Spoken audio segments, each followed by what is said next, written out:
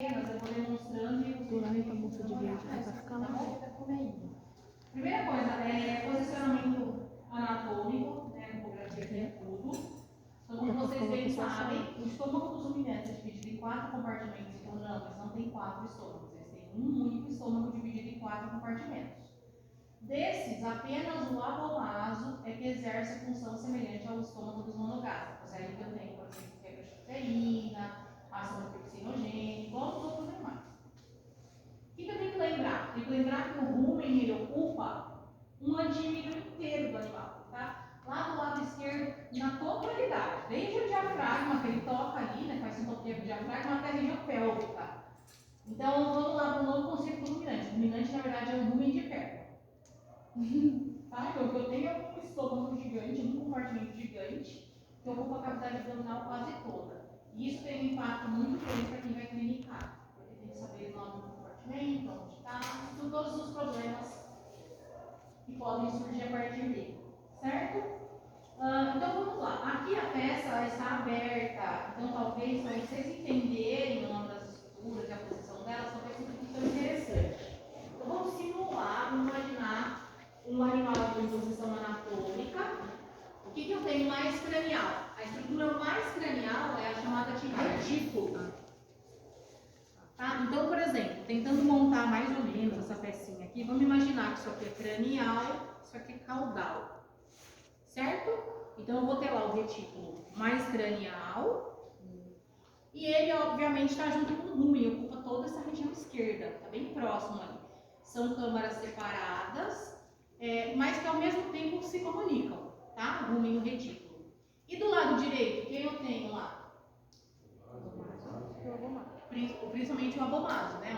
Praticamente a única estrutura que vai ficar deslocada ali para a direita. Certo, pessoal? Vamos identificar essas estruturas aqui com a peça aberta? Então, se vocês quiserem aqui se aproximar, fica melhor. Primeira estrutura que a gente vai observar, depois quem não conseguir ver, eu repasso. É o retículo. Quais as estruturas que nós temos que guardar aqui do retículo? O retículo ele tem essa característica que aí vocês podem guardar da maneira que quiserem.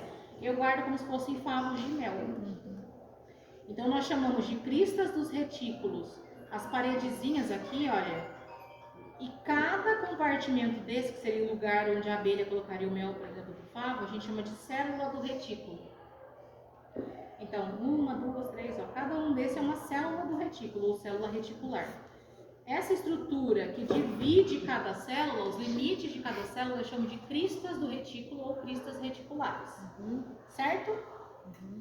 O retículo, ele está em comunicação aqui com o rumen, porém existem algumas estruturas que a gente vai observar aqui que subdividem esse compartimento. Tá? O rumen, por exemplo, vai estar dividido em vários sacos cegos, que a gente não vai entrar em detalhe aqui, mas tem lá saco cego ventral, dorsal, porque é uma câmara fermentativa muito grande.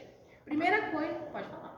Não, é uma dúvida só assim, que no caso a gente não vai poder abrir para ver, então ele vai ficar assim pra gente conseguir ver as diferenças. Você fala na prova? Ah, não, na prova ele vai ficar na posição que está aqui. O que nós temos aqui no rumen? Como característica, olha, as papilas ruminais. São bem importantes. Parece a patinha do cachorro quando tá... Isso, tentem guardar assim, a morfologia que vocês remeta aí a rumen para vocês. Então, ó, por exemplo, aqui as papilas são bem desenvolvidas. Aqui elas já são um pouco menores, olha. Mas também são papilas ruminais. Mas isso muda alguma coisa, tipo a função, ou continua sendo a mesma coisa? Não, por exemplo, determinadas enfermidades, por exemplo, determinadas condições no rumen podem mudar a morfologia dessa papila, determinados tipos de alimento, tá? Mas assim, em relação à identificação, tamanho vai mudar. Alimento, tipo de alimento, várias condições podem influenciar o tamanho da papila ruminal. Mas, por exemplo, aqui, olha, eu tenho principalmente o quê? Já uma variação esperada, de acordo com as câmaras aqui, não é uniforme. Lembram o que é variação? O que era variação? É mudanças, né? Tipo, mudanças esperadas. Exatamente. Então, numa anomalia, por exemplo, eu tenho uma mudança não esperada, mas que ainda é compatível com a vida. Na monstruosidade, eu tenho uma mudança não esperada e incompatível com a vida. Aqui é uma variação. Seu pé direito não é do tamanho do seu pé esquerdo e é totalmente normal e você não tem mudança nenhuma na sua função. Então, isso aqui já é esperado. Certo? Assim como isso aqui também vai mudar muito de um animal jovem, que vai começar a introdução de vários alimentos abrasivos O e vai alimento mudando. também, a diferença de alimento. Por exemplo, eu trato de uma forma e você trata de outra Isso e aí pode vai dar influenciar. diferença. Lembrar, gente, que quando a gente pensa em monogástrico, a nossa dieta, que ela é calculada para aquele animal, por exemplo, ela é muito baseada nas necessidades dele. No ruminante também é. Mas a gente tem que lembrar que a gente tem um foco maior em tratar os micro-organismos que estão lá dentro, porque é eles que vão gerar energia. Né? Então, na maioria das vezes, quando eu vou fazer um cálculo lá para estipular uma dieta para uma vaca, é diferente de um cão, que eu vou lá calcular proteína, lipídio. O foco do ruminante aqui eu tenho que pensar em alimentos e como eles vão interagir dentro com os micro-organismos que estão aqui dentro. Tá? Lembrando que boa parte da energia que o ruminante utiliza vem dos ácidos graxos voláteis e que isso tem a ver com fermentação microbiana e que é uma bioquímica, vocês já viram, de pirar o cabeção, né? Literalmente. Mas vamos lá, gente. Então o que eu tenho aqui? Rumen, retículo, as cristas do retículo e as células do retículo. Aqui um pouquinho mais dorsal, deixa eu tentar montar para vocês ficar mais didático aqui. Nossa, igualzinho o desenho. Ai, perdão, Nós temos o esôfago. Então já deu para imaginar que isso aqui é dorsal e aquilo lá é ventral. Então já descobrimos, ó, que isso é cranial. Claro que aqui a posição está um pouquinho errada, tá? O abomasio vai lá para o final. Mas só para vocês entenderem, pensando em rumen e retículo. Isso aqui é cranial, isso aqui é caudal. Isso aqui vai para o outro lado, isso aqui está aqui. Tá? E eu ainda tenho o omaso aqui participando de todo esse processo. Mas como a peça tem que ficar aberta, vamos dar andamento aqui, senão eu não consigo finalizar. O esôfago, no momento que o esôfago chega aqui no interior do nosso rumen, o que nós vamos encontrar aqui? Aqui a peça está cortadinha, ó, mas vou tentar fechar aqui para vocês entenderem meu raciocínio. Ó. A outra metade está aqui, olha. Certo? Então o alimento vai chegar aqui e nós temos a continuidade do retículo aqui também, olha. Certo? Logo, o que acontece aqui, ó, abrindo nessa outra posição? O que eu tenho é um canal que se forma aqui, que é formado a partir dos lábios do retículo. Esses lábios do retículo, eles são muito importantes quando ainda é um bezerro, por exemplo. Porque assim que nasce, precisa fechar esses lábios, vão formar aí é a goteira. A goteira esofágica. Então, preciso que esses lábios se fechem formando um canudinho. Tava pensando nisso, como é que faz então quando mama? Tá? Então, por exemplo, aqui o que eu tenho hoje é basicamente um resquício disso. Então, eu tenho aqui os lábios e aí eles vão se fechar formando uma espécie de um canudinho para que esse leite não caia aqui dentro. Tá? Para que não ocorra uma fermentação, até porque a microbiota está começando a se estabelecer e que eu não tenha um quadro de diarreia, por exemplo, desse filhote, certo? Então aqui nós temos os lábios aqui do retículo. Chamado também de goteira esofágica, é isso?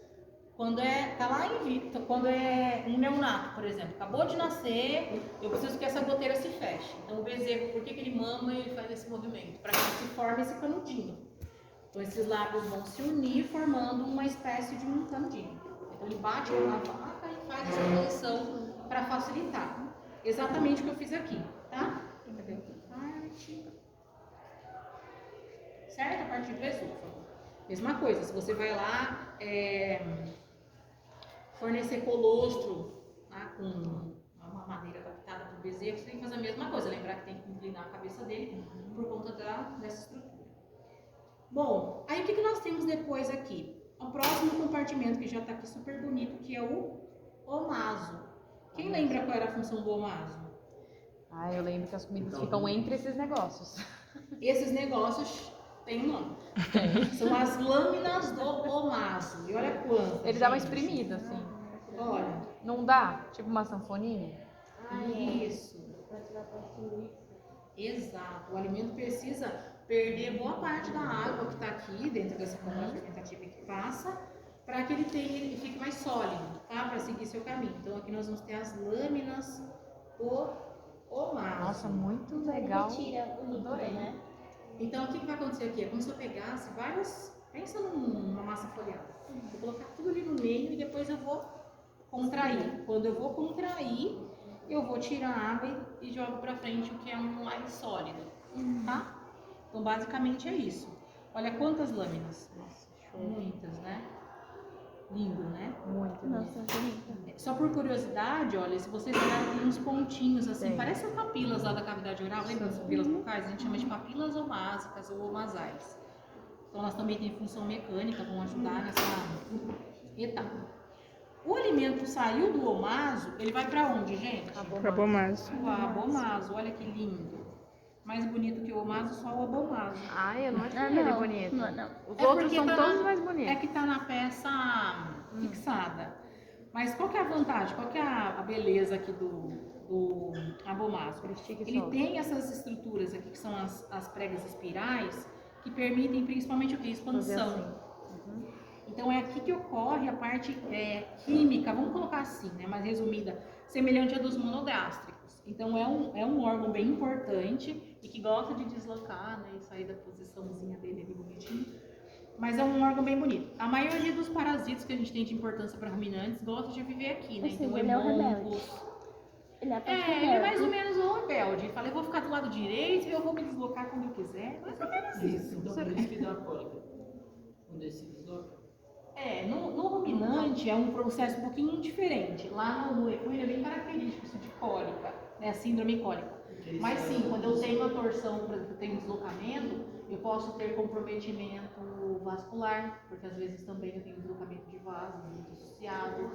Ou o principal, pensa que o ruminante é uma câmara fermentativa, então o grande problema aqui são os timpanismos, porque o conteúdo precisa seguir. Você concorda? Se ele não segue, eu tenho vamos colocar assim, resumindo, eu tenho uma panela de pressão, uma câmara de fermentação, produzindo muito gás. Então esse é o maior problema, não é nem cólica. Aqui a gente fala mais de timpanismo, né, que seria essa retenção desses gases no interior aqui para esse animal. Qual que é o grande problema? O rumen ocupa praticamente o antímero esquerdo inteiro. Se eu começo a acumular muito gás, ele também se distende, ele vai começar a comprimir estruturas vasculares importantes. Então não é só o timpanismo, é a compressão que esse rumen vai gerar em cima de tudo que está ali perto, certo? Risco de torção de estruturas seria esse aqui, olha. Aqui não vai dar para ver, mas vamos imaginar. Isso aqui sofre uma torção, vou dar um exemplo. O que vai acontecer com essas estruturas? Eu não tenho apenas torção de uma estrutura específica, como aconteceria no intestino, por exemplo. Eu tenho uma torção de vasos aqui, então deixa de chegar sangue para nutrir esse tecido. Quanto mais tempo isso permanece ali torcido, né, nessa torção, maior a isquemia, maior a lesão celular e risco de necrose. Tá? Mas no ruminante, vamos falar assim bem direto, não dá nem tempo, né? O problema é o timpanismo associado a tudo isso, que pode levar a Então, Usar esse ar, você tem que limpar ele. Muitas vezes eles usam, acho que é teocáter, né? Que eles colocam, furam ali. Nossa, é muito grande o buraco, gente. Vai dar- É uma canetona. Enfia uma agulha com No Seu ovo ruminante é barulho bem... aí. então, seria aqui onde ficaria os gases. Por isso que quando diz que quando você tem que deitar gado, você tem que esticar ele para não gerar, né? É que tem várias situações. Por Aham. exemplo, essa seria uma justificativa para melhorar. Do porquê não submeter, por exemplo, ou evitar submeter um bovino a um procedimento cirúrgico. Por que a gente não coloca uma anestesia geral deitado numa mesa? É impossível. Porque esse paciente não pode ficar muito tempo deitado por conta dessa distensão de gases que já vai É, que o acontecer. pessoal fala bastante que eles têm que estar o tempo todo arrotando e tudo mais por conta de não acumular gases, E isso é né? legal, isso que você falou. Vamos colocar um termo técnico, a eructação. Então, o que acontece? À medida que ele vai fermentando aqui, gerando esses gases em grande quantidade, eles estimulam aqui essa região aqui, que seria no caso a região do cárdia. Então, esses gases eles são importantes para a ruminação. São eles que estimulam a região do cárdia e promovem essa regurgitação, que a gente chama de ruminação. Então, essa fermentação ela é fundamental, porque é ela que vai estimular ali o bovino a devolver tudo para a boca para dar continuidade no processo de digestão. Entendi. Então, esses gases eles são fundamentais. O bovino produz muitos e muitos e muitos litros de gases, né? Então, o tempo todo está sendo produzido. Por onde eles vão ser escoados, então? Através do processo de eructação, que é constante. Guardem isso. Eu deixei lá no encontro 14 algumas coisas para vocês maratonarem nas férias. Encham a memória de vocês, o cérebro de vocês, de informações muito boas, né? Porque a gente vive um momento de tanta informação e o que a gente coloca dentro da nossa cabeça cabeça, de alguma forma você fala assim, eu assisti isso aqui, esqueci. Você esqueceu, mas foi armazenado em alguma gavetinha do seu cérebro. Aí às vezes você tá lá na hora da prova, naquele concurso público, você fala, cadê a gaveta do Rubem? Cadê? Aí tá lá assim, bata um ovo, coloque, aí você fala, nossa, só vem a receita da Ana Maria, sei lá, na minha cabeça. Não falando disso, tá? Poderia ser uma receita. Mas por que eu tô falando isso? Para vocês em foco de estudo. Estudem, armazenem as informações, porque o nosso cérebro é uma máquina realmente de buscar informações. Então eu deixei lá muitos sites para vocês entrarem, conteúdos legais em páginas.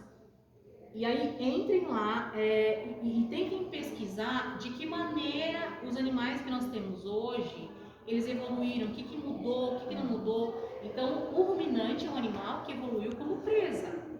Então se você pegar lá uma série, sei lá, da Discovery, um monte de gnu correndo na floresta, eles são presa, eles evoluíram como presa. Então o que uma presa faz? Eu vou ser caçado. E se eu como, por exemplo, 1 milhão de folhas, por exemplo, de vegetais, eu fico pesado. Então eu preciso viver em grupo.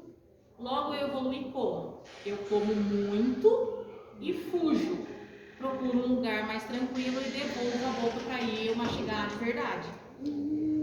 Já o cavalo fez o quê? Eu sou um atleta, eu também sou presa. A zebra é presa. Esses animais evoluíram assim. Como é que eu vou correr pesado? Então eu como bem pouquinho, como um lorde, às vezes até selecionando o que eu como. Sou uma zebra, eu olho o tempo todo para os lados. Aí o que vai acontecer? Eu preciso comer várias vezes ao dia, quase não deito. Estou muito acima do estresse, risco gigante de gastrite. Só que a minha digestão está onde? No meu intestino. Porque o meu estômago precisa comer pouquinho porque eu preciso correr. E pensando no gnu, alguns equídeos vivem em grupo, mas a dinâmica é totalmente diferente, né? Se você pegar um búfalo tentando defender seu grupo, é totalmente diferente de um grupo de zebras. Claro, elas vão se ajudar, mas cavalo é agilidade. É correr desesperadamente, adrenalina mil, é assim, chance de virar uma gastrite daqui para ali. Só que qual que é o problema? Me adaptei a comer pouquinho e deixar o intestino fazer a parte dele. Onde é que estão os problemas clínicos que nós temos hoje? Estômago, para os ruminantes, intestino dos cavalos.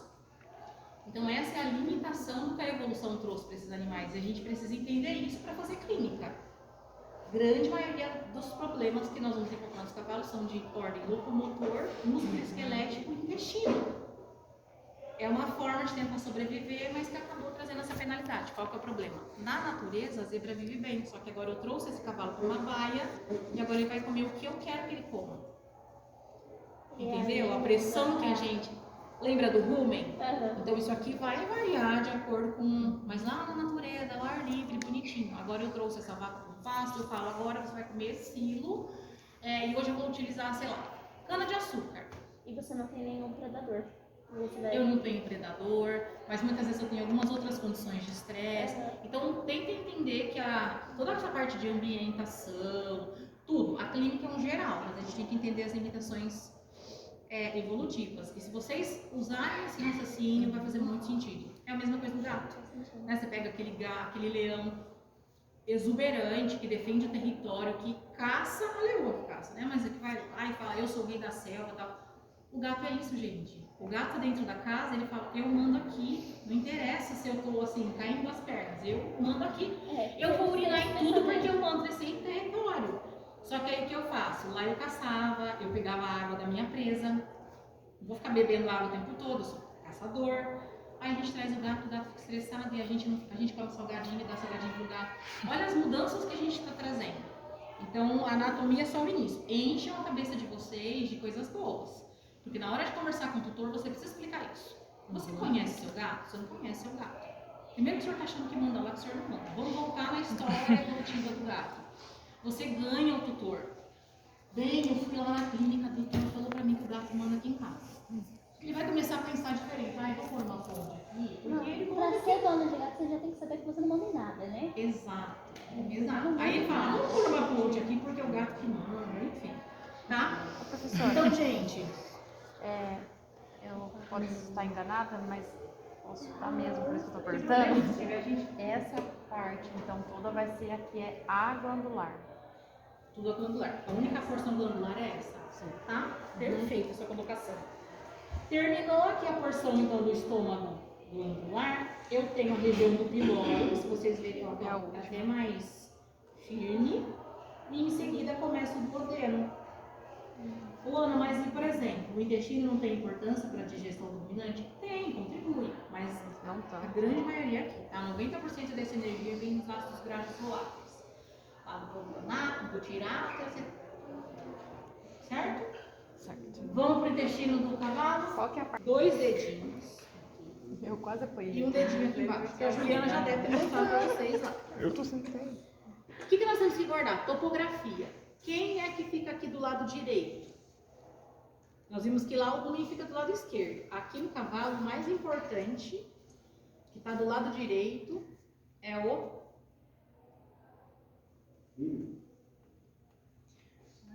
seco. Exatamente. O seco, ele vai fazer quase a função do... Ele fica de quase que não, lado? Faz a função... Direito? Direito. Ele faz a função lá do rumen lá, a importância da câmara de fermentação. Então, vamos imaginar que o seco é o meu polegar aqui, olha.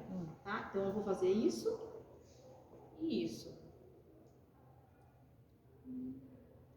Como é que o seco fica? Exatamente assim, ele não vai ficar aqui em cima, vai ficar aqui no meio. Então, ele fica do lado direito, porém, aqui no meio. Então, toda vez que eu olho para um cavalo, eu tô vendo essa estrutura de dedinhos, certo? Dorsal, aqui, ó. Ventral. Lateral esquerdo, lateral direito, porque eu tenho seco aqui. Vou virar para esse lado, calma aí. Certo aqui? Então vamos lá, desse lado, olha. Seco está do lado direito. Lateral direito, lateral esquerdo, dorsal, ventral. Então, melhor dica para vocês. Chegou do lado de um cavalo. Fica. Não falar que vocês são loucos, mas já. Ah, na prova a gente vai ficar olhando. Não tem problema. Desde que a ceia de estrutura aqui tem 1 minuto pra você ficar. Ui, aí ferrou. Não ferrou não. Pelo menos eu vou lembrar que você tá tentando. Vai levar em consideração. Certo? É Mas considerar na basicamente prova? isso, gente. Então, um médico veterinário de equino, ele só enxerga uma coisa na vida. Não é pizza, não é celular, nem é namorado. É isso. Entendi. Certo? Ele enxerga isso. Então, ó, seco tá do lado direito. Certo? Certo. O alimento ele sai do seco, que está aqui nessa posição, mas eu vou colocar aqui para cima para ficar mais didático. Ele sai do seco e ele vai para o ventral. Ana, mas não tem lógica isso. Ele não tinha que vir por cima para depois ir para baixo? Gente, o que tem lógica no cavalo? Ele é lindinho. Vamos lá. Então, ó, vai sair do seco o alimento, vai passar para o ventral. Aqui, ó. Isso eu chamo de cólon ventral direito. Então, ó, o alimento está passando aqui, ó, cólon ventral direito. Tá vendo aqui o encontro dos meus dedos? Ah, eu já tinha soltado os dedos, será só? Fez uma curva, não fez? Fez uma curva. Essa curva eu vou chamar de flexura. Então, guarda, no cavalo, flexura. Muito mais fácil de entender. Flexura. Ai. Flexura. Vamos lembrar, recapitular a anatomia. Se isso aqui Ventral, é caudal e lá na frente é cranial, tá apontando para cranial, essa estrutura que essa flexura faz referência é o externo. A gente chama ela de flexura external. Lembra do externo? Aquele última estrutura que é o teto da minha cavidade torácica. Ventral, flexura, external. Então, seco, cólon ventral direito, flexura external, cólon ventral esquerdo. Olha meu dedinho, fez uma curva aqui, não fez?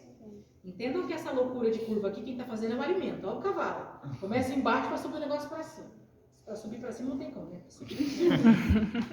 Tá, Então, ó, uma curvinha. seco, cólon ventral direito, flexura external, Flexura external. cólon ventral esquerdo, flexura pélvica, olha, apontando para caudal, pelve. Subiu o alimento. Cólon dorsal esquerdo. Outra voltinha. apontando para o diafragma. Flexura diafragmática. Color. Color não. Cólon. Cólon dorsal esquerdo, flexura diafragmática. Cólon dorsal direito. Cólon transverso, cólon menor, reto, rua.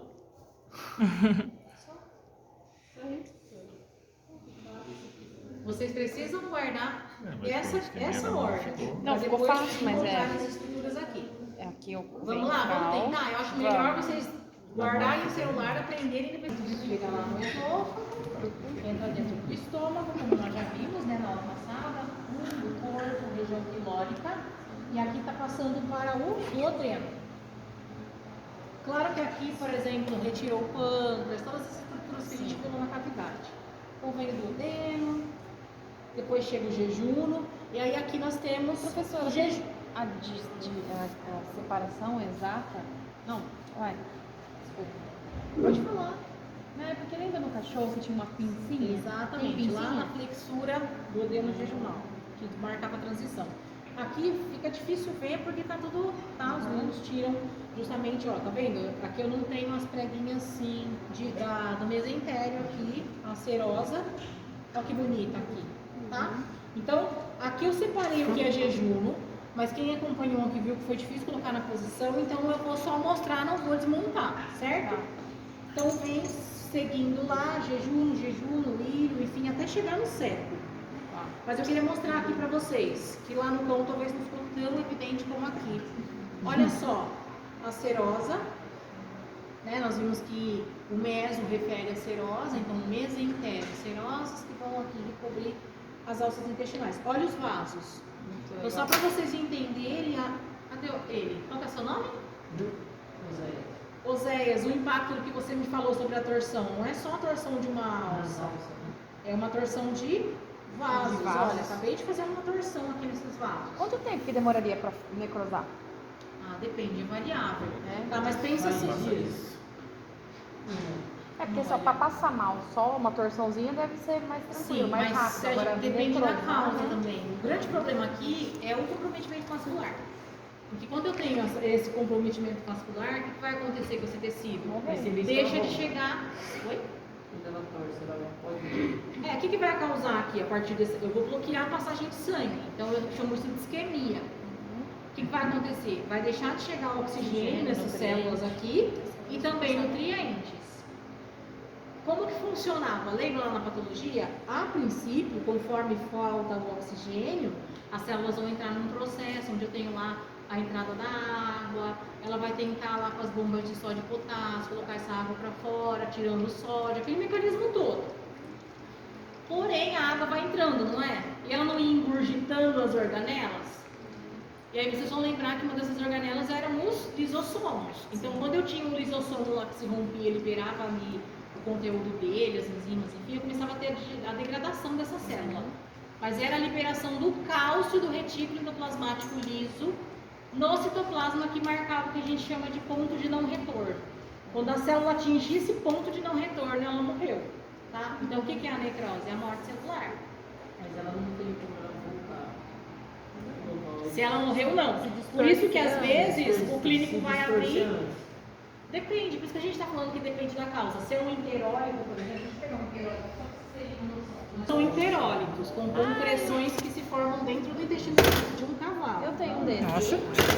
Então imagina, se for uma torção grandinhozinho, né? envolvendo Eu também. enterólito, alguma condição, É, eu acho depende. grande assim, eu nunca vi também. Às vezes não tem como voltar sozinho, se essa é a sua dúvida. Tá? Então, independente disso, vamos imaginar. O cavalo tem um baixíssimo limiar à dor, mesmo que não seja um enterólito, seja uma condição que está aumentando o peristaltismo, ele está com uma dor, não é nem associado ao digestório, está com uma dor em uma outra região do corpo. Ele pode responder, sinalizar através de sinais que a gente observa na síndrome cólica. Por isso que a cólica não é uma doença, ela é uma síndrome, ela envolve um monte de alterações. São vários fatores. Ele pode simplesmente demonstrar sinais de uma síndrome cólica que não tem nada a ver com digestório. Entendeu? Mas o que vai acontecer? Você não consegue... os nossos pacientes, eles não têm sintomas, eles têm sinais. Sintoma é o que se fala, sinal é o que se vê. Então eu não chego pro cavalo e falo, nossa, o que você tem? Onde está doendo? Então na maioria das vezes, o que o clínico vai fazer? Uma laparotomia exploratória, ele não sabe o que está causando aquilo. Também, mas às vezes ele vai para uma laparotomia. Vamos imaginar que tem essa condição dessa torção, que eu fiz em algum canto aqui. Ele desfez essa condição, só que se as alças estão comprometidas demais, ou seja, as células morreram, vai romper, eu tenho que tirar. Então eles fazem a interectomia para retirar os segmentos que ficaram comprometidos. Mas é uma cirurgia arriscada. Não tanto quanto a manter aquela alça, porque se aquela alça necrosou, ela vai romper. Mesmo os pontos que eu fiz, eu vou ter, a gente fala de deiscência, né? Vamos abrir porque não vou lembrar. Se manter. Oi? Se diz eu conversei com o Alex, ele falou que é 6 horas. Olha lá, viu? Ó, nada melhor do que um especialista. Ele falou, ó, conversa com o doutor, começou a sentir dor às 5 horas da tarde. 1 hora da manhã, ele já era. Exatamente. Por quê? Em especial porque a síndrome cólica, ela envolve também alterações hemodinâmicas. Esse cavalo não tem só dor, ele tem uma alteração geral. Fora o estresse associado. Mandou uma da cirurgia, se torceu o dedinho, reposicionou o intestino de novo. Aí ela tava, estabilizou tudo. Deu 3 dias, deu de novo nela. Exatamente. Aí ela faleceu. E aí o que você falou é bem legal, reposicionar. O clínico de pequenos, ele faz uma cirurgia minimamente invasiva e ele reposiciona com maior facilidade as alças na cavidade. Já quem vai trabalhar com cavalo, não, tem que lembrar dessa regrinha anatômica, porque depois que você fez o procedimento, você tem que voltar as alças na mesma posição, tá? Exatamente. Vamos lá então? Vamos seguir. Então vamos lá, o seco é a base de tudo. Eu vou tirar um pouquinho ele aqui da posição só para vocês entenderem. Então, ó, o seco, cada um guarda como quiser, tem esse formato aqui como se fosse de uma vírgula. O que nós temos aqui? O ápice do seco, a base do seco, o corpo do seco e a base do seco, certo? Então, nós temos a base, o corpo e o ápice, aqui na pontinha. Outra estrutura interessante aqui são as tênias do seco. São essas linhas aqui que vocês vão notar de um tecido bem evidente. Olha, deixa eu pegar aqui.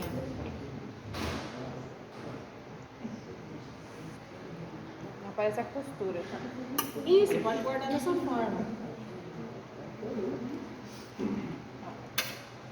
Nossa, é muito grande. Tá? São as tênias do seco. Essas saculaçõezinhas a gente chama de áustras. Certo? Então, uma base, um corpo e um ápice. Onde é que ele está mesmo? Lá no nosso joguinho ele estava dentro, não é? Então ele vai estar aqui, ó. Do lado direito, porém aqui, ó.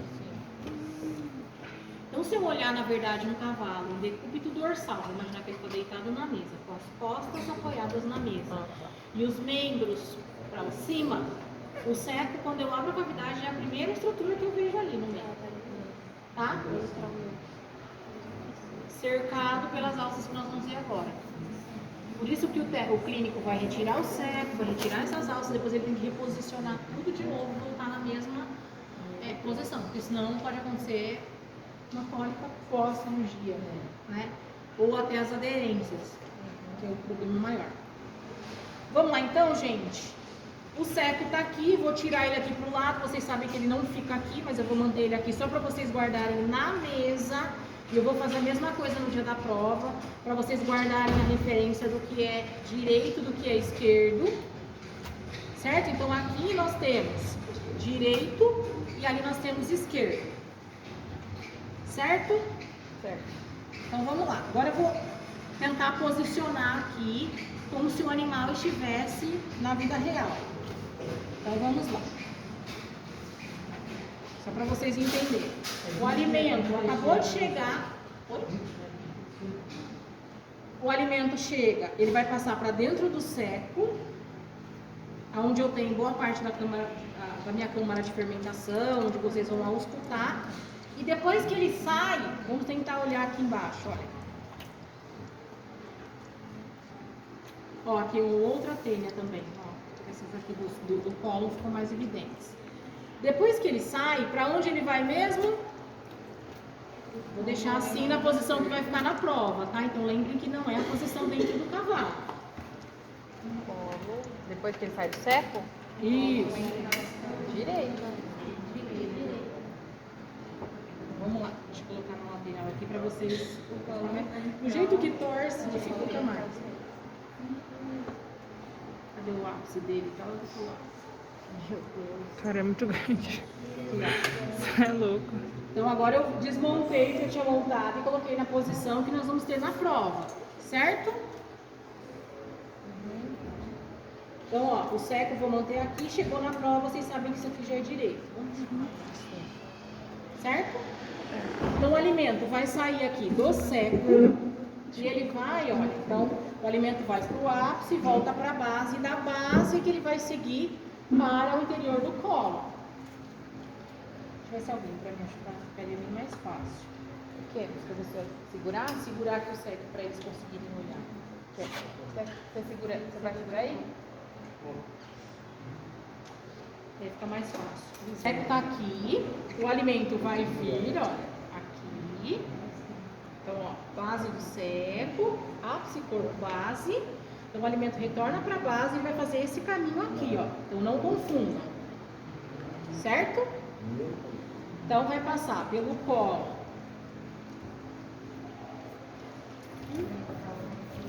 Ventral.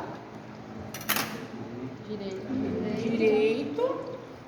Ele vai chegar Aí nós temos a primeira flexura. External.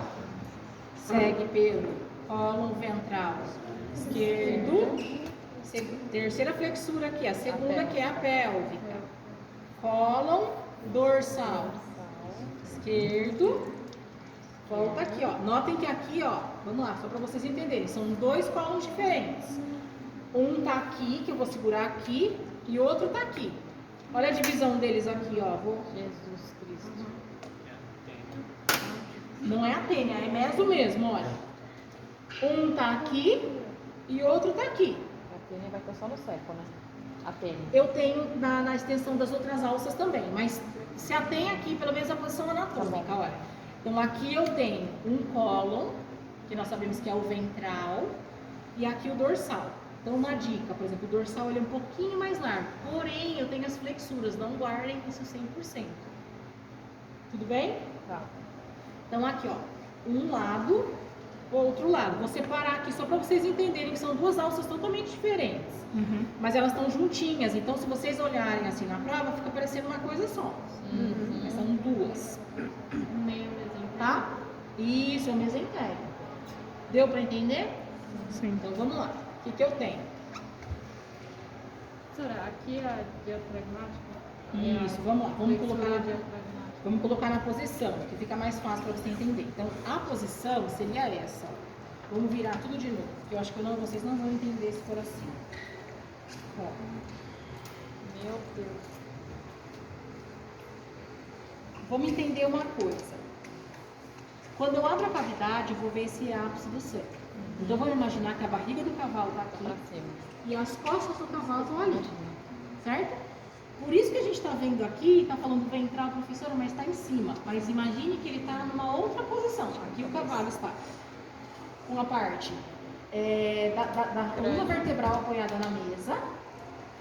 E aí eu tenho o que para cima? Vou imaginar que eu tenho a cavidade aqui que eu estou abrindo.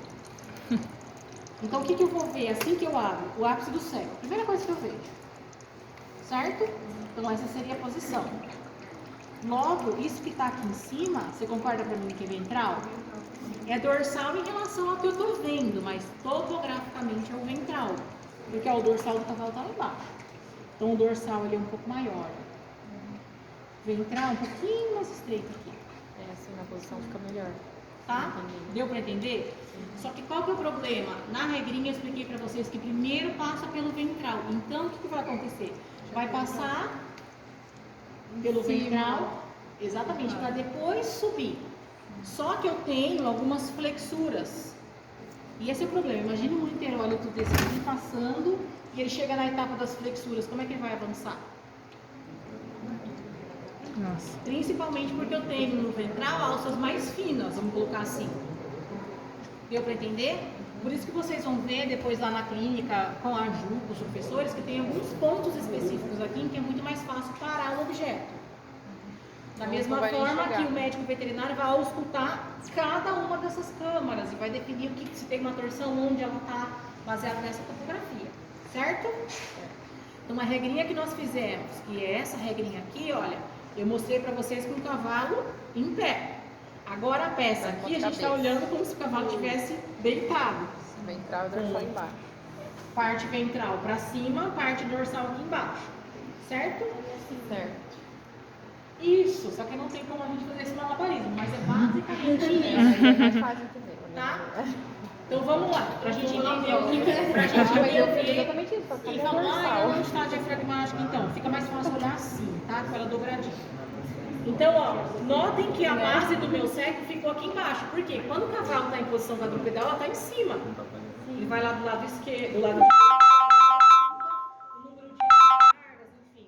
Então, ó, o meu cego, eu tentei posicionar o melhor para vocês olharem. Está lá embaixo. Então, tá lá tocando o dorsal. O ápice fica aqui no centro, que é o que eu consigo ver no ventral. E aí nós vamos de novo com a nossa regrinha, tá? Não vamos voltar mais que não deu certo. Vamos seguir aqui. Não, eu vou deixar assim. Depende do que for mais didático, né? Então vamos lá. Eu acho que esse caminho aí tá ótimo. É, assim tá melhor. Melhor? Então vamos lá. Porque o mais importante é a ordem, né? A gente sabe que Exato. é fácil A ver gente tá o certo aí. voltando, né? Exatamente. Tá vendo que tá voltando. Aí a gente vai seguindo secos. Perfeito. Eu vou deixar montadinho assim. Vamos lá, gente. Então eu tenho. Partiu lá da base do cego. Vai lá pro meu colo ventral. O quê? Direito, o cego tá pra cá. Primeira flexura que eu tenho é a external. Colo ventral esquerdo, flexura pélvica. Colo dorsal esquerdo, flexura diafragmática. Cólon transverso, cólon menor. Cadê aqui? Não, tá aqui, ó. Cólon transverso, depois o cólon menor, ampola retal e rua, exatamente. Tá? Então deu para entender a ordem aqui? Deu. Querem tentar olhar com ele desmontado ou querem que mantenha assim?